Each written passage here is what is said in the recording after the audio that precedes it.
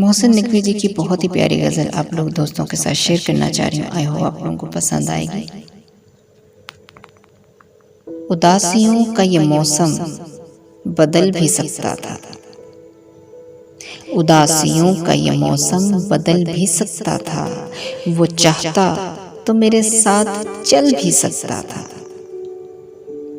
وہ شخص تو نے جسے چھوڑنے میں جلدی کی، وہ شخص تو نے جسے چھوڑنے میں جلدی کی، تیرے مزاج کے سانچے میں ڈھل بھی سکتا تھا۔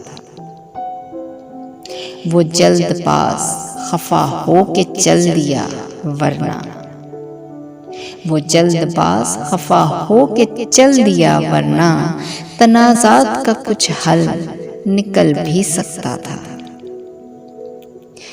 انا نے ہاتھ اٹھانے نہیں دیا ورنہ میری دعا سے وہ پتھر پگھل بھی سکتا تھا۔ تمام عمر تیرا انتظار رہا، تمام عمر تیرا انتظار رہا ورنہ یہ اور بات ہے کہ رستہ بدل بھی سکتا تھا۔